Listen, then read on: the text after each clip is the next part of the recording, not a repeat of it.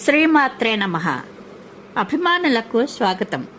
ఈ వీడియోలో మహాకవి శ్రీ వాల్మీకి మహర్షి విరచిత శ్రీమద్ రామాయణంలోని బాలకాండంలో విశ్వామిత్రుడు శ్రీరామునికి చెప్పిన ఒక మంచి వృత్తాంతమును తెలుసుకుందాము. అదితి, దితి ఇద్దరు దక్షిణ కుమార్తెలు, కశ్యప మహర్షి భార్యలు. అదితికి జన్మించిన సంతానం దేవతలు, దితికి జన్మించిన సంతానం దైత్యులు అనగా రాక్షసులు.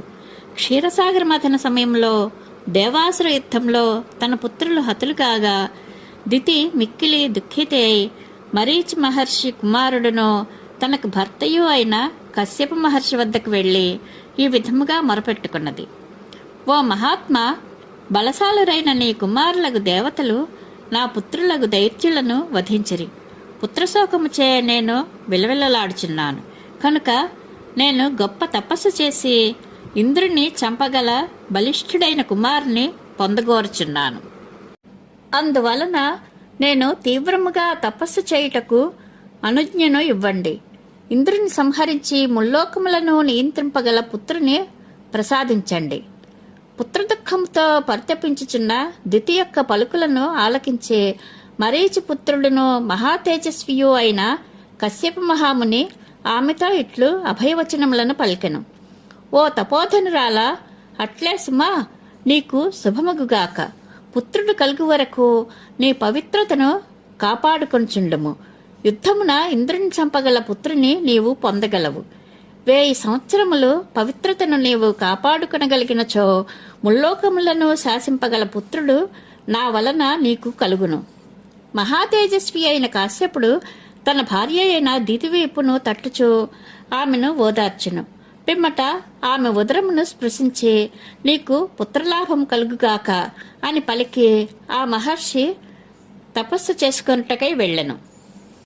ఓ నరోత్తమ, ఆ కాశ్యపుడు అట్లు వెళ్ళిన తరువాత దితి మిక్కిలి సంతోషించి కుశప్లవనము అని పేరు గల క్షేత్రమును చేరి తీవ్రముగా తపమాచరించెను.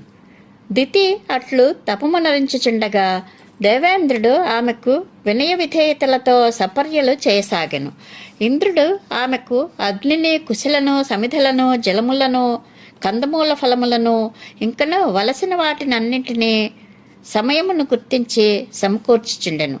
అతడు మాతృభావముతో దితికి పాదములొత్తుట మొదలగు పరిచర్యలను, శ్రమను తొలగించుటకే చామరములతో వీచుట మొదలగు సేవలను ఎల్లవేళలా ఆచరించుచుండెను.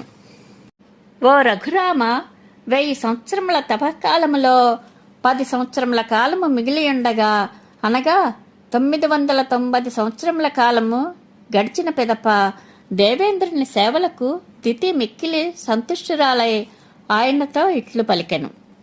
ఓ దేవేంద్ర, మహాత్ముడైన నీ తండ్రి యగు కశ్యపుని నేను ప్రార్థింపగా ఆయన 1000 సంవత్సరముల తపఫలముగా నీకొక పుత్రుడు కలుగును అని నాకు వరమిచ్చెను. ఓ పరాక్రమశాలి, నా తపోదీక్షాకాలము ఇంకనూ 10 సంవత్సరములు మిగిలి ఉన్నది. అప్పుడు నీ ఒక తమ్ముని చూడగలవు. నీకు భద్రమగుగాక.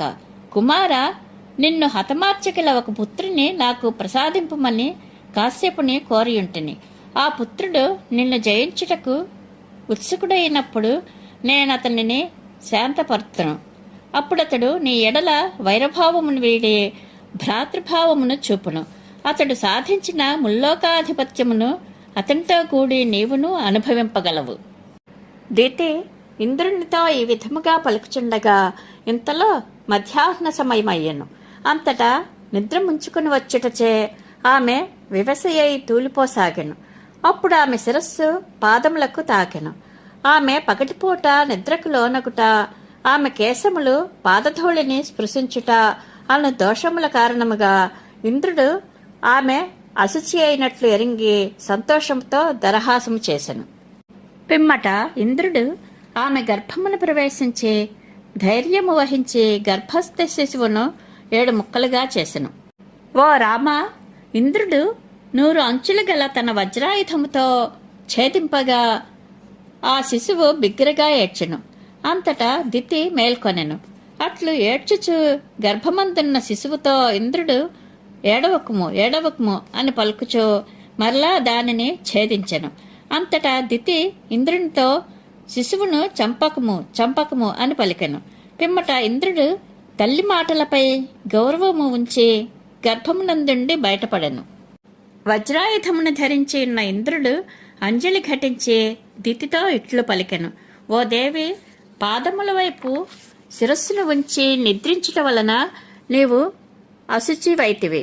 ఈ అవకాశమును చూచుకొని యుద్ధమున నన్ను చంపనున్న వానిని 7 ముక్కలుగా చేసి తిని. అమ్మా, నన్ను క్షమింపుము. దితి తన గర్భస్థ పిండము 7 ముక్కలైనందులకు తీరని దుఃఖమునకు లోనయ్యను. అప్పుడు ఆమె దుర్జయుడైన సహస్రాక్షునితో, బలాసుని హతమార్చిన ఓ దేవేంద్ర, నా అపరాధము వలననే ఈ గర్భస్థ పిండము 7 శకలములైనది. యథార్థముగా ఇందు నీ తప్పు ఏమాత్రమూ లేదు అని అనునయ వచనములను పలికెను అని విశ్వామిత్రుడు శ్రీరామునికి చెప్పెను. ఈ వృత్తాంతంలో 1000 సంవత్సరములు నీ పవిత్రతను నీవు కాపాడుకోగలిగితే ముల్లోకములను శాసింపగల పుత్రుడు నా వలన నీకు కలుగును అని కాశ్యప మహర్షి దితిని ముందుగానే హెచ్చరించెను. 1000 సంవత్సరముల తపకాలములో 990 సంవత్సరములు పూర్తి అయ్యి 10 సంవత్సరముల కాలము మిగిలి ఉండగా దితి చేసిన అపరాధం ఏమిటంటే మధ్యాహ్న సమయంలో జుట్టు విరబోసుకుని నిద్రమత్తులో పాదముల వైపు తలపెట్టుకుని నిద్రించుట.